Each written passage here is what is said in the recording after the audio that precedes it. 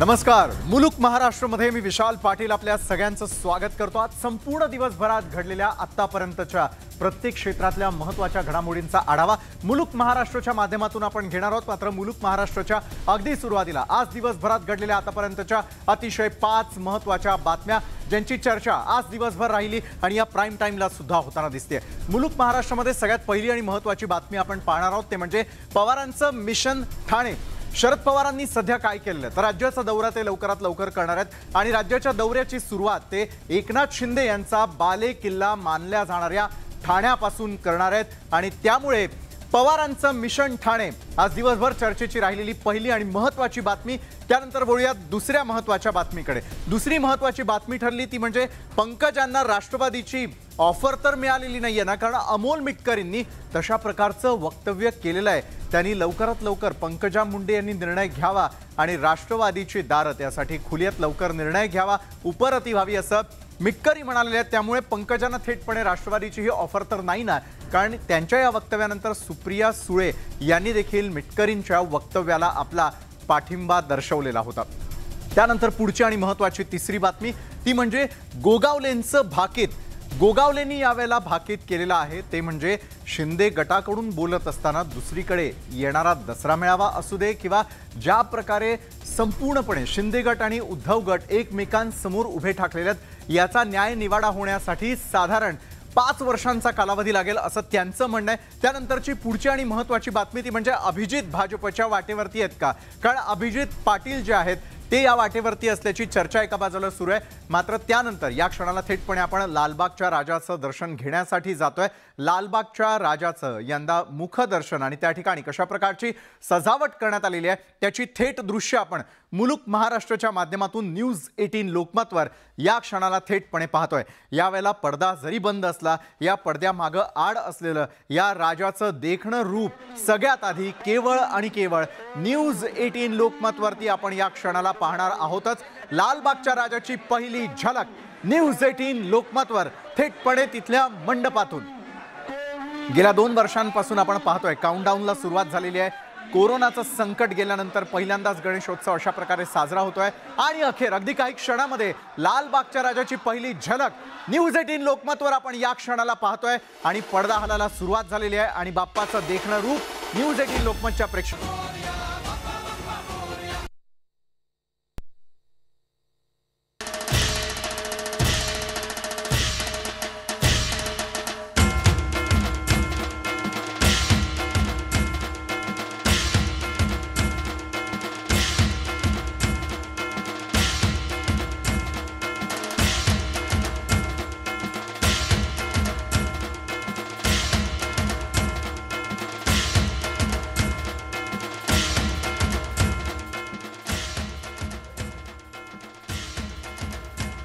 लालबागच्या राजाची सगळ्यात पहिली झलक न्यूज 18 लोकमतच्या माध्यमातून आपण पाहिलेली आहे. उदय जाधव आमचे प्रतिनिधी या संदर्भात अधिक माहिती आपल्यापर्यंत पोहोचवतात. उदय, गेल्या 2 वर्षाच्या कोरोनाच्या कालावधीनंतर का होईना पुन्हा एकदा बाप्पांचं दर्शन आपल्याला सगळ्यांना पाहता येतंय. पहिली झलक पाहिल्यानंतर बाप्पांची मंडपामध्ये असलेल्या भक्तांमध्ये नेमका काय प्रतिसाद आणि कशा प्रकारचं यंदाचं रूप आहे आपल्या प्रेक्षकांना काय सांगाल उदय?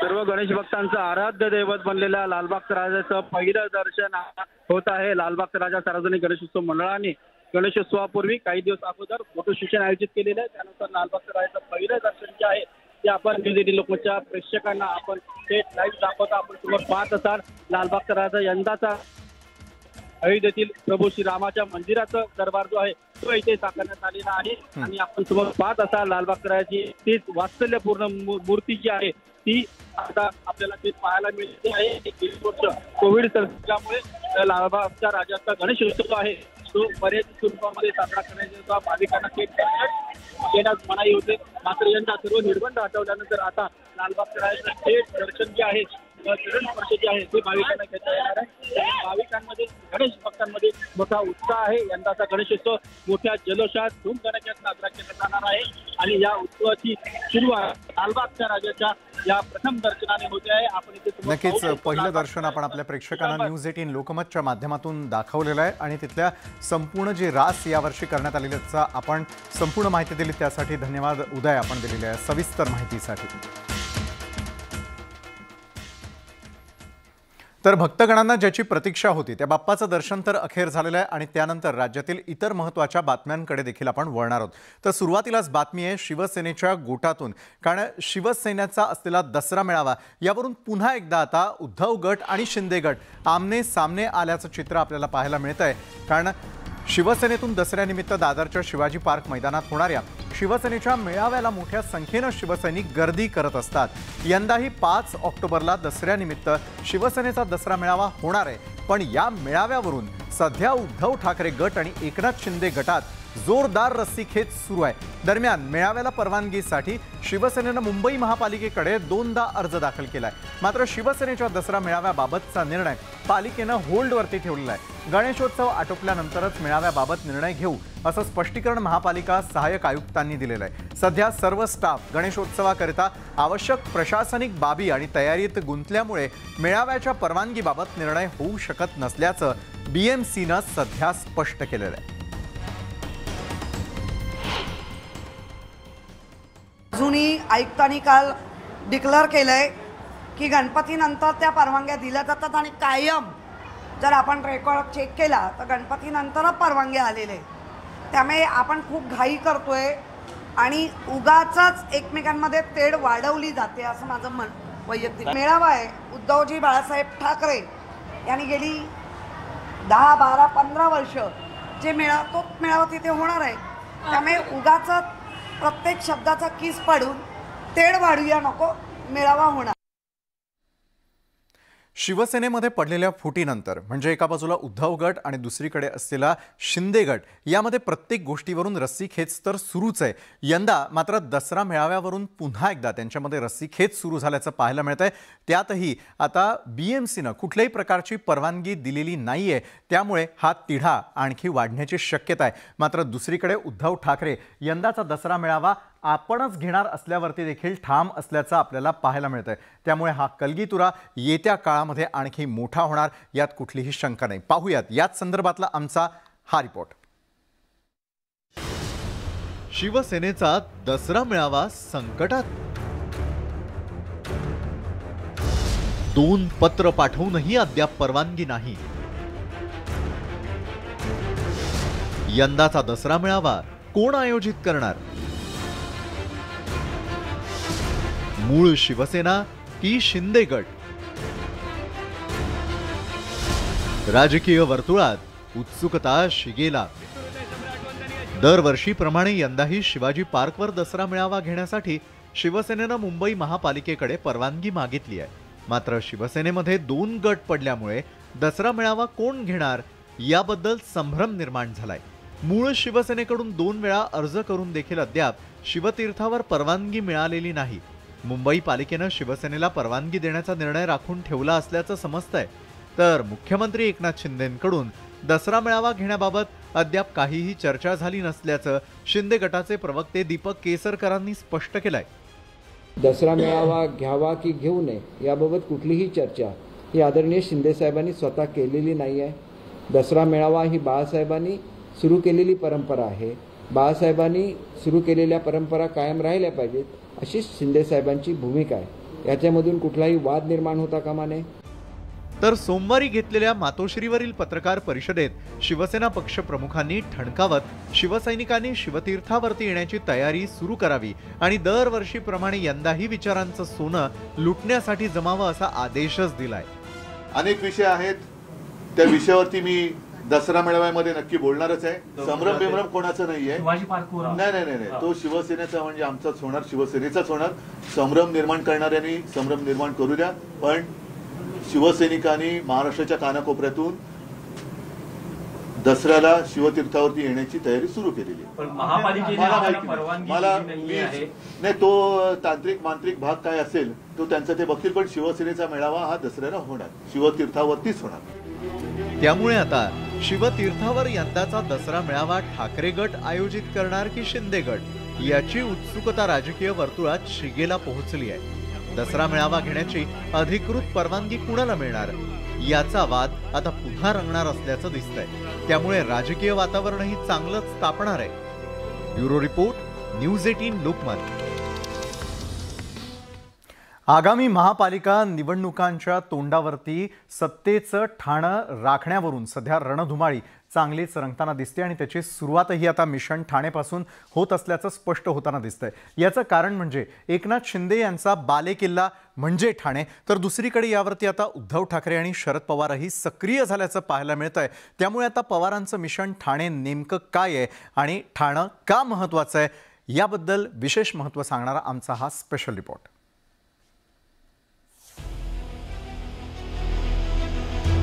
ठाणे मुंबईनंतरचं शिवसेनेचं महत्त्वाचं शक्तीपीठ।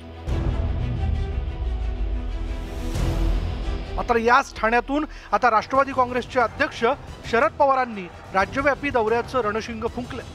त्यामुळे गेली 35 वर्ष ज्या ठाण्यात शिवसेनेची मक्तेदारी आहे त्याच मुख्यमंत्री एकनाथ शिंदे यांच्या ठाण्यामध्ये शरद पवारांनी फिल्डिंग लावली। ठाण्याकडे अधिक लक्ष देण्याची आवश्यकता आहे असा निष्कर्ष आमच्या सगळ्यांचा आहे। शिवसेनेला फुटीचं ग्रहण लागल्यानंतर आणि एकनाथ शिंदेंचं नाव मुख्यमंत्री पदावर कोरलं गेल्यानंतर आता शिवसेनेचा नवा बालेकिल्ला ठाणे झाला। ठाणे गटाचं हेडक्वार्टर हे सुद्धा आनंदाश्रम केल्याचं नुकतंच जाहीर करण्यात आलं। तर अजूनही एकनाथ शिंदे ठाण्यातच वास्तव्यास असल्यानं राज्याचा गाडाही याच शहरातून हाकला जातोय। अशा बदललेल्या राजकीय परिस्थितीत खुद्द पवारांनी केलेला हा ठाणे दौरा आगामी महापालिका निवडणुकांच्या पार्श्वभूमीवर महत्त्वाचा मानला जातोय। हा महाराष्ट्रातला एक वेगळा जिल्हा आहे। विविध प्रश्न या ठिकाणी आहेत आणि विधिमंडळाच्या सदस्यांची त्याचे जे मतदारसंघ आहेत तर महाराष्ट्रातलं टोटल पिक्चर जर बघितलं तर पुण्याच्या नंतर जास्तीत जास्त विधानसभेच्या सदस्यांचे मतदारसंघ हे ठाण्यामध्ये आहेत। ठाणे महापालिकेतील राजकीय बलाबल पाहता सध्या ठाणे मनपात 131 पैकी शिंदे गट 66 आणि अपक्ष 3 असे एकूण 69, राष्ट्रवादी काँग्रेस 35, काँग्रेस 3 नगरसेवक आणि भाजप 23 नगरसेवक असं बलाबल आहे। हे बलाबल पाहता सध्या तरी ठाण्यात शिवसेनेनंतर पवारांच्या राष्ट्रवादीची पावर दिसते। तर शिवसेनेच्या फुटीनंतर ठाण्यातील खासदार राजन विचारे हे एकमेव उद्धव ठाकरेंसोबत उरलेत। एकीकडे शरद पवारांनी ठाणे दौऱ्याचं रणशिंग फुंकलेलं असतानाच दुसरीकडे उद्धव ठाकरेही गणेश उत्सवानंतर राज्य दौऱ्यावर निघणार आहेत आणि या महाप्रबोधन रॅलीची सुरुवात करण्यासाठी त्यांनीही ठाण्याचीच निवड केली आहे। त्यामुळे स्वतः मुख्यमंत्री एकनाथ शिंदे, उद्धव ठाकरे आणि शरद पवार हे तिघेही ठाण्याच्या मैदानात उतरल्यानं महापालिका निवडणुकीत ठाण्यातलं राजकारण हाय व्होल्टेज दिसून येतंय। अजित मांढरेसह यामिनी दळवी, न्यूज 18 लोकमत, मुंबई। तर राष्ट्रवादीचे सर्वेसर्वा शरद पवार यांनी ठाण्यामध्ये घेतलेल्या पत्रकार परिषदेनंतर मात्र ठाण्यातील नेतृत्वाबाबत भाष्य केलेलं होतं। हे भाष्य केल्यानंतर मात्र शिंदे गटातील नरेश म्हस्के यांनी देखील त्यांनी केलेल्या भाष्याला आता थेटपणे प्रत्युत्तर दिलेलं आहे। ठाण्याचे वैशिष्ट्य होतं की अत्यंत सुसंस्कृत नेतृत्व हे ठाण्यात दिले। खंडू नांदेकर असो, आमच्या भगिनी विरोधते असो, आपले प्रभाकर हेगडे असो, ते पाटील जळगावचे पाटील असं ही सगळी मंडळी समाजामध्ये एक विशिष्ट विचारधारा घेऊन एक विशिष्ट दर्जाने समाजकारण राजकारण करणारं म्हणजे ठाणे हे आम्हा लोकांच्या नजरेसमोर होतं। हळूहळू तशी स्थिती या ठिकाणी होईल याची काळजी ठाणेकरांनी घेतली तर महाराष्ट्रावर उपकार होईल। पवारसाहेबांच्या दृष्टीने बहुतेक सुसंस्कृत नेत्यांची व्याख्या आता आम्हाला बदललेली दिसते। कुख्यात गुंड दाऊद इब्राहिम याच्याशी घनिष्ठ संबंध ठेवणे, त्याच्या आरोपाखाली जेलमध्ये जाणे हे कदाचित त्यांच्यामध्ये सुसंस्कृतपणाचे लक्षण असेल। गोपीनाथ मुंडे आणि एकनाथ शिंदे एका बाजूला एकनाथ खडसे यांच्याच पुण्याईनं भाजप पक्ष हा वाढीला लागला। मात्र सुडाच्या राजकारणापोटीच त्यांच्या मुलींचं राजकीय भवितव्य संपवण्याचा सूड आखला गेल्याची आज टीका मिटकरींनी केलेली आहे। तर दुसरीकडे लवकरात लवकर पंकजा मुंडे यांनी राष्ट्रवादीमध्ये प्रवेश करावा असा देखील सल्ला मिटकरींनी दिलेला आहे। भाजप पक्ष वाढलाच या लोकांच्या पुण्याईवर. मग ते गोपीनाथराव मुंडे साहेब असतील, स्वर्गीय गोपीनाथराव मुंडे साहेब, किंवा एकनाथराव खडसे साहेब असतील, या लोकांनी हा पक्ष वाढवला. पण ज्या पद्धतीने तिकीट पक्षाचं द्यायचं आणि त्यांच्याच मुलीचा पराभव करायचा, हे सुडाचं राजकारण भाजपने केलं. ते रोहिणी ताईच्या लक्षात आलं, माझ्या पंकजा ताईच्या पण ते लवकर लक्षात आलं पाहिजे. एवढंच आमची विनंती आहे. कारण सांगतो, आता जे 12 आमदारांची यादी आहे, राज्यपाल महोदय लवकर मान्य करते. राज्यपालच भाजपचे, राज्यपाल इतक्या लवकर मान्य करतील भगतसिंग कोश्यारी. पण त्या 12 लोकांच्या यादीमध्ये मला असं समजलं, दुर्दैवानं पंकजा ताईचं नाव नाही. म्हणजे आपल्या पक्षाला प्रामाणिकपणे वाढवणाऱ्या लोकांचे पंख कसे छाटतात. रोहिणी ताईला लवकर पुढचं भविष्य कळलं, ताई पटकन राष्ट्रवादीत आल्या. आता पंकजा ताईंना सुद्धा या गोष्टीची जाणीव असावी किंवा असेल की तुमच्या पक्षात तुम्हाला अप्रत्यक्षपणे कशा पद्धतीने भारतीय जनता पार्टी बाजूला ठेवते आहे, हे तुम्ही ओळखणं आता गरजेचं आहे. अमोल पिटकरीची एवढी उंची आहे का असं बोलण्याची एक तर पहिले तपासून बघावं लागेल. दुसरं, पंकजाताई मुंडे या ब्लडनी भारतीय जनता पार्टीच्या कार्यकर्त्या, रक्तात कमळ त्यांच्या भूमिकेमध्ये आहे आणि त्या कधीही भारतीय जनता पार्टीचा विचारही करू शकत नाही. त्या राष्ट्रीय नेत्या आहेत आणि मध्य प्रदेशच्या त्या सहप्रभारी आहेत. ब्रेकनंतर मुलुक महाराष्ट्रामध्ये आपल्या सगळ्यांचं पुन्हा एकदा स्वागत. आणि बातमीपत्राच्या सुरुवातीला बातमी आहे रिलायन्स इंडस्ट्रीज संदर्भातली. रिलायन्स इंडस्ट्रीजच्या रिलायन्स जिओतर्फे 5G सेवा ही आता लवकरच सुरू केली जाणार असल्याची घोषणा आज करण्यात आली. रिलायन्स इंडस्ट्रीज लिमिटेड कंपनीनं रिलायन्स जिओची 5G सेवा सुरू करण्याची घोषणा केली आहे. तर येत्या दिवाळीपासून जिओकडून 5G सेवा द्यायला सुरुवात होईल आणि डिसेंबर 2023 पर्यंत देशातल्या प्रत्येक छोट्या मोठ्या शहरापर्यंत रिलायन्स 5G सेवेचं जाळं पसरेल अशी अपेक्षा मुकेश अंबानी यांनी व्यक्त केलेली आहे. 5G हा यंदाच्या AGMचा मुख्य मुद्दा होता आणि त्या अनुषंगानं रिलायन्स जिओकडे असलेला 5G स्पेक्ट्रमचा पट्टा आणि गेल्या महिन्यात झालेल्या 5G स्पेक्ट्रमच्या लिलावातून कंपनीला काय प्राप्त झालं याचा आढावा घेऊयात.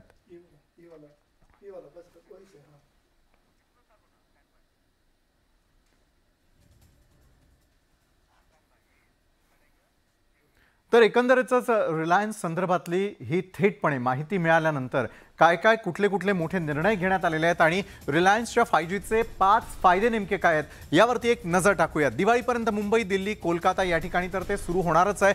डिसेंबर 2023 पर्यंत भारतभर जे आहे ते 5Gचं जाळं देखील असणार आहे. प्रत्येक मुद्द्यांवरती आपण नजर टाकतो. 5G साठी 2 लाख कोटींची गुंतवणूक, तर दुसरीकडे परवडणारा 5G मोबाईल देखील लवकरच आता ग्राहकांच्या भेटीसाठी येणार आहे. डिसेंबर 2023 पर्यंत भारतभर 5G सेवा जी आहे ती यावेळेला आपल्याला सगळ्यांना पाहायला देखील मिळणार आहे. त्याच अनुषंगाने त्याचे फायदे जाणून घेण्याचा आपण आता प्रयत्न करणार आहोत.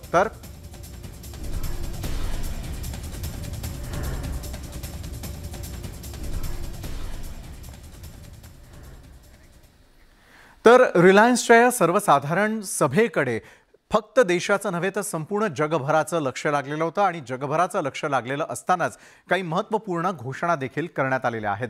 या सभेदरम्यान रिलायन्स समूहाचे अध्यक्ष मुकेश अंबानी यांनी दिवाळीपूर्वी देशात जिओ 5Gची सुरू होणार असल्याची घोषणा केली आहे.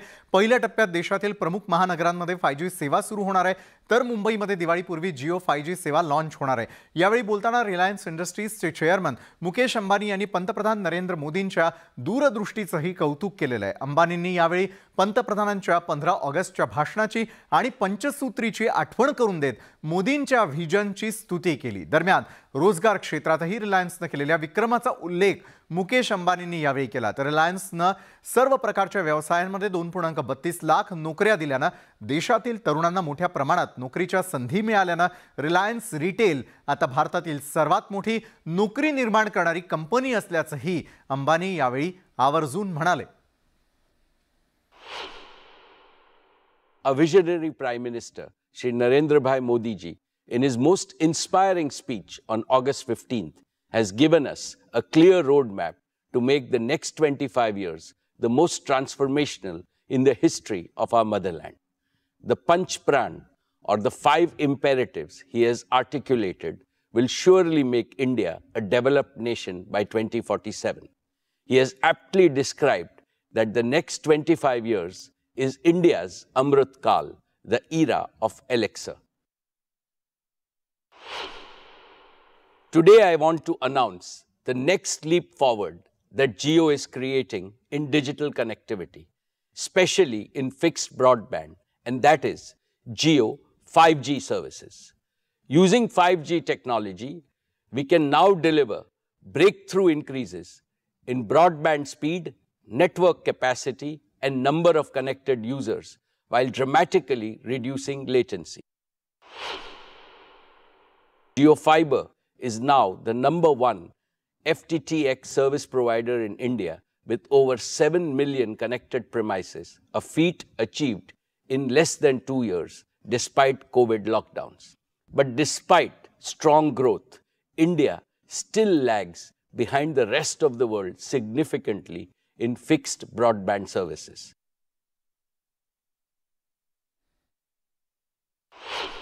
Reliance also set new records in creating jobs for Indians.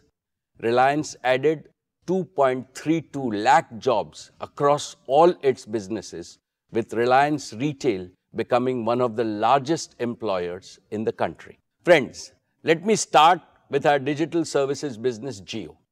Over the past year, Jio has further consolidated its position as India's #1 digital services provider. तर मुकेश अंबानी यांनी आतापर्यंत केलेल्या या सर्वात मोठ्या आणि महत्त्वाच्या घोषणा ज्या आपण न्यूज 18 लोकमतच्या माध्यमातून पाहिल्या, त्यानंतर दिल्लीप्रमाणेच मुंबईमध्ये देखील आता अनधिकृत बांधकामांचं पेव मोठ्या प्रमाणामध्ये फुटलेलं आहे. अनेक ठिकाणी अनधिकृत घरांमध्येच अनेक जण राहत असल्याचं देखील निष्पन्न झालंय. दिल्लीप्रमाणे मुंबईतल्या अवैध बांधकामांवरती लवकरात लवकर हातोडा पडणार का? नोएडातील बेकायदा बांधकामांचं टॉवर भुईसपाट करण्यात आलं आणि त्याप्रमाणे मुंबईतील बेकायदा बांधकामं ही भुईसपाट करणार का अशी चर्चा आता सुरू झालेली आहे. मुंबईमध्ये तब्बल 25,000 कुटुंब ओसी नसलेल्या इमारतींमध्ये राहत असल्याची धक्कादायक बाब समोर आलेली आहे. मुंबईमध्ये शेकडो इमारती या बेकायदेशीरपणे बांधण्यात आलेल्या आहेत. अनेक इमारतींना ओसी आणि सीसी मिळालेल्या नाहीयेत. सर्वसामान्य मुंबईकरांची फसवणूक झालेली आहे आणि यातून बिल्डर मात्र गब्बर झाल्याचं चित्र आहे. बेकायदा इमारती असल्यानं अनेक इमारतींचा पुनर्विकास रखडलाय. बिल्डर लॉबीला मुंबईच्या राज्यकर्त्यांनी नेहमीच राजाश्रय दिल्याच्या देखील चर्चा आत्ता रंगू लागल्यात.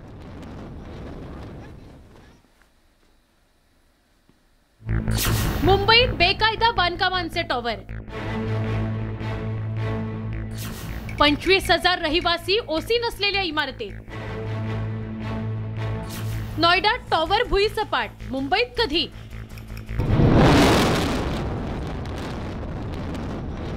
नोएडात बेकायदा उभारलेले गगनचुंबी टॉवर भुईसपाट करण्यात आले.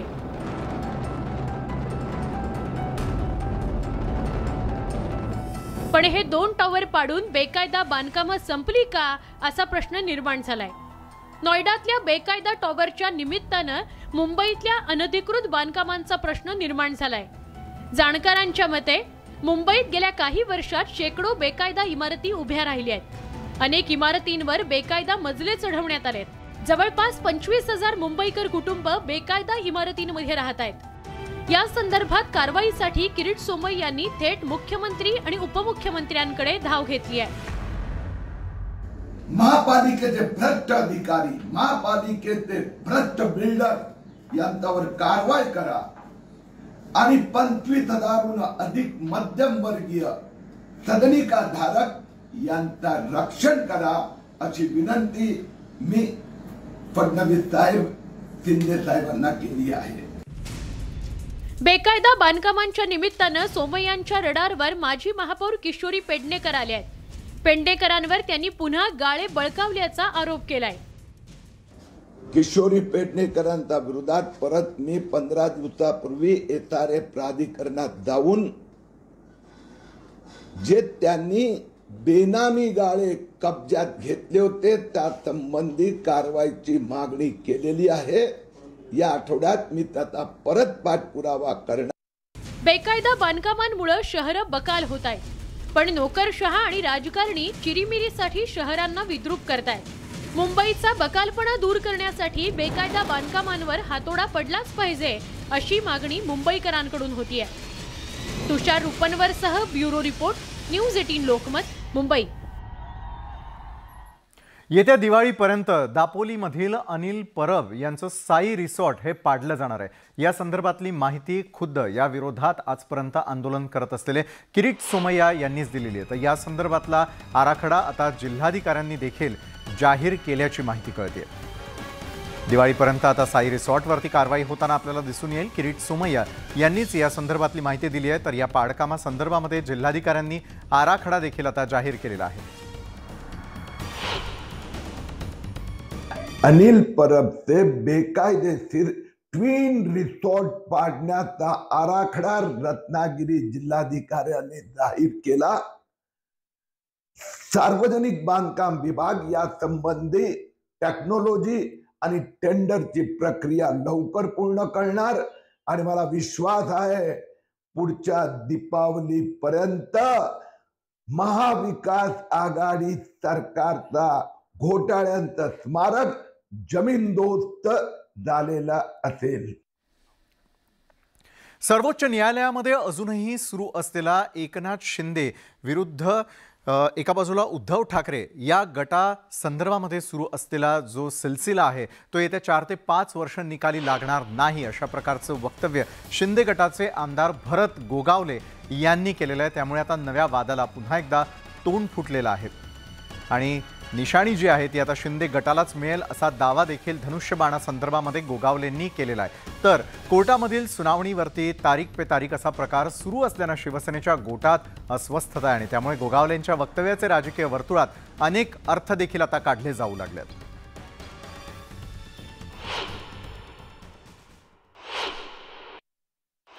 आम्ही म्हणतो शिवसेनेत दाखवतो तुम्हाला 7 तारखेला धनुष्यबाण निशाणीची तारीख आहे। मी पण आम्ही घेतो तेही तुम्हाला सांगतो। कारण आम्ही करून ठेवले होते। आता 12 तारीख आहे, जे अपात्र होतील त्यांचं सरकार कोसळल। 22 तारीख आहे, जे अपात्र होतील त्यांचं सरकार कोसळल। तुम्हाला आज सांगतो घटनापीठाकडे आपण जे तक्रार केलेली आहे ती आता जवळजवळ 4 ते 5 वर्ष हे चालणार नाही। परत दुसरी निवडणूक पूर्वीची आपण जिंकू आणि पुन्हा अनावधानाने त्यांच्याकडून जे निघालेलं आहे असं कुठलंही पक्षाच्या वतीने आम्ही स्टेटमेंट ही आमची कधी भूमिका नाही आहे किंवा वेळ काढण्याचा कुठलाही हेतू आमचा नाही आहे किंवा केसेसच्या संदर्भात वेळ होतो न्यायालयामध्ये असंही कधी म्हणणं आमच्या पक्षाच्या वतीने नाही आहे। न्यायालयाचं कामकाज हे न्यायालयाच्या नियमानुसार आणि तो त्यांचा सर्वाधिकार आहे, त्याच्यामध्ये आमच्या पक्षाच्या वतीने किंवा कोणीही पदाधिकारी किंवा आमदार काहीही याच्यापुढे बोलणार नाहीत याची आम्ही काळजी घेऊ आणि त्याच्यामुळे हा जो विषय आहे हा आमच्यापुरता संपलेला आहे। मला वाटतं की ते काय बोलले याच्याबद्दल मला काही माहिती नाही आहे, पण सुप्रीम कोर्टाचा जो निकाल येईल तो सर्वालाच मान्य करावा लागतो आणि सुप्रीम कोर्ट निकाल देईल तेव्हा तो निकाल राज्याला मान्य राहील, आम्हाला सर्वांना मान्य राहील।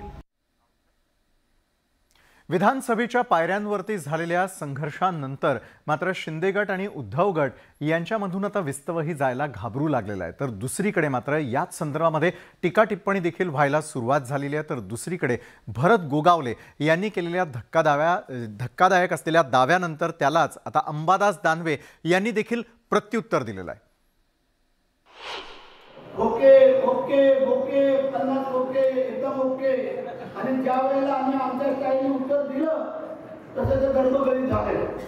आम्ही काय सांगितलं नेमकं लवासाचे खोके बारामती ओके, अनिल देशमुखचे खोके बारामती ओके, अनिल परबचे खोके मातोश्री ओके, पेठचे खोके मातोश्री ओके, काम चुकेलं आणि ह्याच्यात जर काय खोट पडला आज तुम्हाला सांगतो आम्ही राजीनामा देऊन टाकू हेही तुम्हाला सांगतो आणि म्हणून आम्ही त्यांना सांगितलं आमचा नाक करायचा नाही। घोषणा देण्याचा सगळ्यांना अधिकार आहे, परंतु या घोषणा देत असताना अंगावर जाण्याचा कोणाला अधिकार नाही आहे, कारण आपण लोकप्रतिनिधी आहोत, जनतेने निवडून दिलेले आहोत आणि अशा वेळेस जर एखाद्याची घोषणा आवडली नाही, गद्दारीची घोषणा खोक्याची घोषणा जर आवडली नाही तर त्याच्या अंगावर जाण्याची गरज नाही आहे। तुम्हाला जी घोषणा द्यायची ती विरोधात घोषणा द्यायला काही हरकत नव्हती। पण या अगोदर त्यांनी डिसाईड केलं होतं की आम्ही ठाकरे परिवारावर बोलणार नाही, परंतु आता त्या स्तरावर जायला लागले. मग तर सूर्यावर थुंकल्याने काय फरक पडत असतो. तर शिवसेना आणि संभाजी ब्रिगेड हे येत्या काळामध्ये एकत्रपणे आंदोलनं करताना आपल्याला पाहायला मिळतील. तर दुसरीकडे मनपा निवडणुकीच्या काळातही आपले कार्यकर्ते हे एकमेकांसोबतच काम करणार असल्याचा दावा देखील यावेळेला करण्यात आलेला आहे. भविष्यामध्ये आंदोलनात एकत्रितपणे सहभागी होणार आहोत. तर मनपा निवडणुकीतही युतीत लढणार आहे. शिवसेना आणि संभाजी ब्रिगेड यांनी युती केल्यानंतर आता दोन्ही पक्षांचे कार्यकर्ते एकत्र आलेले आहेत. तर आगामी काळात दोन्ही पक्षाचे कार्यकर्ते आंदोलनांमध्ये एकत्रितपणे सहभागी होणार असल्याचं संभाजी ब्रिगेडकडून सांगण्यात आलंय. तर येत्या मनपा निवडणुकीतही हे दोघे एकत्रच लढणार असल्याचं त्यांनी स्पष्ट केलंय. शहरामध्ये आज आम्ही एकत्र बसलोय. प्रत्येकाची ताकद प्रत्येक पक्षाची प्रत्येक प्रभागामध्ये कशी आहे याचं सादरीकरण आम्ही आमच्या वरिष्ठांकडे करू आणि वरिष्ठ त्याप्रमाणे त्या प्रकारचा निर्णय घेतील. त्याप्रमाणे आम्ही दोघंही एकत्रितपणे पुढच्या निवडणुकांना सामोरं जाऊ. चंद्रकांत खैरे यांनी केलेल्या एका वक्तव्यामुळे पुन्हा एकदा आता राजकीय वर्तुळामध्ये अनेक चर्चांना उधाण येऊ लागलेलं आहे. त्याचं कारणही तसंच आहे, कारण शिंदे गटातील असलेले 15 ते 16 आमदार हे आता उद्धव म्हणजेच शिवसेनेच्या संपर्कामध्ये असल्याचा दावा चंद्रकांत खैरे यांनी केलेला आहे. त्यामुळे येत्या काळामध्ये पुन्हा एकदा तशाच प्रकारे केलेल्या वक्तव्याचे पडसादही राज्याच्या राजकारणामध्ये दिसू लागतील. काय म्हणालेले चंद्रकांत खैरे पाहूयात. आमच्या दोन आमदार आमचे संपर्कात आहे, पण त्यांना माहीत नाही की ते मंत्री म्हणून त्यांना माहीत नाही. पण जे मंत्री झालेले नाही असे 15-16 लोक त्या ठिकाणी मातोश्रीशी संपर्कात आहे. आयकर विभागाकडून गेल्या 4 दिवसांपासून सोलापुरामध्ये सुरू असलेल्या कारवाईनंतर अभिजित पाटील हे चर्चेमध्ये आलेले आहेत. अभिजित पाटील यांच्या कारखान्यांबाबत आणि त्या संदर्भात सुरू असलेल्या छापासत्रानंतर त्यांची आणि प्रवीण दरेकरांची झालेली भेट ही देखील आता राजकीय वर्तुळामध्ये अनेक चर्चा निर्माण करत असल्याचं दिसतंय. तर याच संदर्भात ज्यावेळेला पत्रकारांनी प्रवीण दरेकर यांना प्रश्न उपस्थित केला त्यावेळेला नेमकं त्यांनी काय उत्तर दिलं पाहूयात. त्याच संदर्भातला आमचा हा रिपोर्ट. पाटील दरेकर भेटीमुळे चर्चेला उधाण. आयटीच्या धाडीमुळे अभिजित पाटील चर्चेत. अभिजित पाटलांच्या कारखान्यांवर छापासत्र.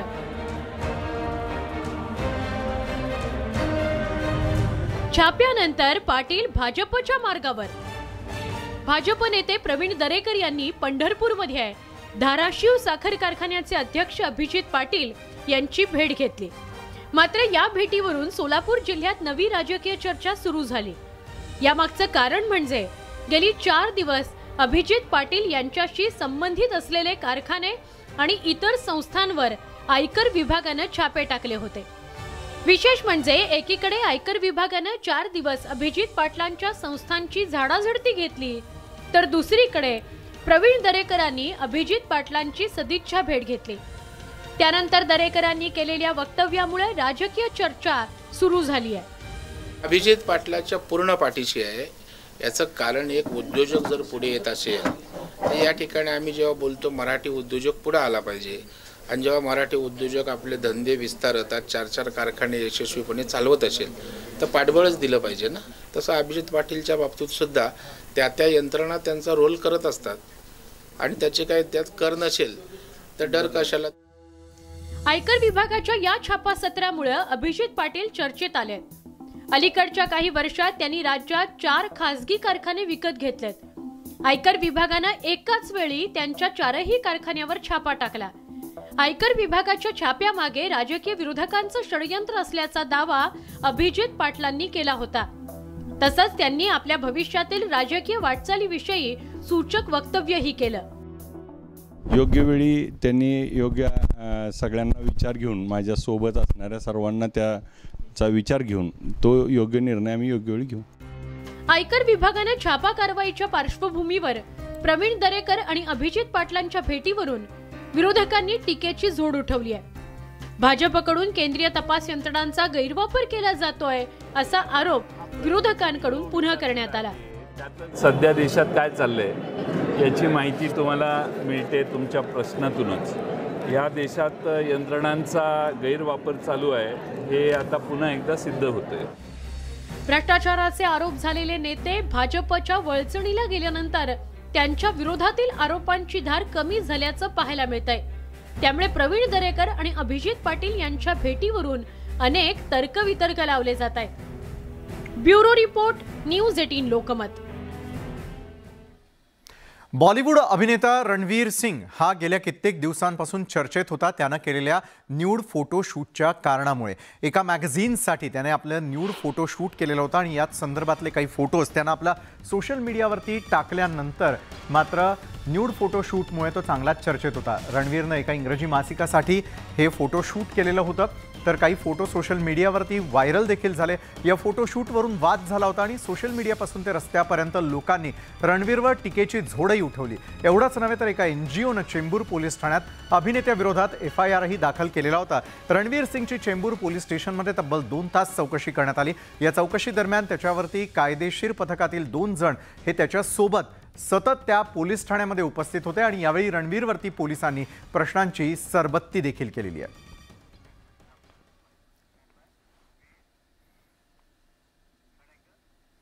तर रणवीर सिंग याची चेंबूरमधल्या पोलीस स्थानकामध्ये तब्बल 2 तास जी आहे ती तपासणी करण्यात आलेली होती। अनेक प्रश्नांची सरबत्ती त्याच्यावरती करण्यात आलेली होती। पोलीस आणि रणवीर सिंग यांच्यामध्ये नेमका काय संवाद झाला, कुठले प्रश्न त्याला विचारले गेले, त्यावर एक नजर टाकूयात। तर रणवीर सिंग त्या ठिकाणी पोहोचल्यानंतर न्यूड फोटोशूटचं कॉन्ट्रॅक्ट नेमकं कुणासोबत करण्यात आलेला होता, हा पहिला आणि महत्त्वाचा प्रश्न पोलिसांनी केलेल्या चौकशीमध्ये उपस्थित करण्यात आला। या कॉन्ट्रॅक्ट नंतर कुठल्या कंपनीसोबत हे कॉन्ट्रॅक्ट करण्यात आलेलं होतं याचं उत्तर देखील रणवीरला निश्चितच द्यावं लागणार आहे। त्या संदर्भातलाही प्रश्न आज विचारण्यात आलेला होता। तर न्यूड फोटोशूट कुठे आणि कधी केलं हा देखील एक महत्त्वपूर्ण प्रश्न हा रणवीरच्या बाबतीमध्ये उपस्थित करण्यात आला। रणवीरला थेटपणे विचारण्यात आलेला होता, लोकांच्या भावना दुखावल्या जाणार नाहीत असं वाटलं नाही का, हा देखील प्रश्न पोलिसांनी थेटपणे अभिनेता रणवीर सिंगला केलेला होता। तर यापुढेही सहकार्याची अपेक्षा आहे अशी अपेक्षा पोलिसांनी देखील या संदर्भामध्ये व्यक्त केलेली होती। त्यामुळे रणवीरला विचारलेल्या या प्रश्नांसंदर्भामध्ये नेमकं आता काय पुढचं उत्तर दिलं जातं हे देखील आता पाहणं अतिशय महत्त्वाचं ठरणार आहे। आणि त्यानंतर आता मोठी आणि महत्त्वाची बातमी आपण पाहणार आहोत। गणेशोत्सवाचा आणि सणासुदीचा काळ आला की त्या पुढे दुधाच्या दरांसंदर्भातली या क्षणाला येणारी सगळ्यात मोठी आणि महत्त्वाची बातमी आपण पाहणार आहोत। दूध जे आहे ते देखील आता तशाच प्रकारे महाग होताना आपल्याला सगळ्यांना पाहायला मिळणार आहे। कारण दुधाचे दर नेमके येत्या काळामध्ये कशा प्रकारचे असतील हे देखील पाहणं आता तेवढंच महत्त्वाचं ठरणार आहे। कारण अमूल बटर डेअरी या कंपन्यांनी दुधाच्या दरात वाढ केल्यानंतर आता सुटं दूधही 7 रुपयांनी महागणार आहे। मुंबईमध्ये 1 सप्टेंबरपासून नवीन दर लागू होणार आहेत आणि या नवीन दरांनुसार आता सुटं दूध हे 7 रुपयांनी महागणार आहे। त्यामुळे 1 लिटर दुधासाठी ग्राहकांना आता 80 रुपये मोजावे लागणार आहेत। दरम्यान अलीकडेच अमूल आणि मदर डेअरीनं देखील दुधाच्या दरात प्रति लिटर वाढ केलेली होती। 17 ऑगस्टपासून अमूल आणि मदर डेअरीच्या दुधात 2 रुपयांची वाढ करण्यात आलेली होती। तर आता सुक्या दुधातही 7 रुपयांनी वाढ करण्यात आल्यानं सर्वसामान्यांच्या खिशावरती याचा फटका बसणार आहे, याचा बोजा वाढणार आहे। 28 फेब्रुवारी 2023 पर्यंत हे नवे दर जे आहेत ते लागू होणार म्हणजे लागू राहणार असल्याचं देखील सांगण्यात आलेलं आहे। खरं तर मूळ दूध उत्पादक शेतकरी जो आहे त्याच्या त्या दुधा दरवाढमध्ये कुठलाही फरक झालेला नाही। तो आजही 30 आणि 32 रुपयांनी दूध विकत आहे। आज पानकळ्याचे दिवस जरी असले तरी 3.5 फॅट 8.5 SNF आणि 29-30 डिग्री असेल तरच तुम्हाला 32-33 रुपये भाव मिळतो।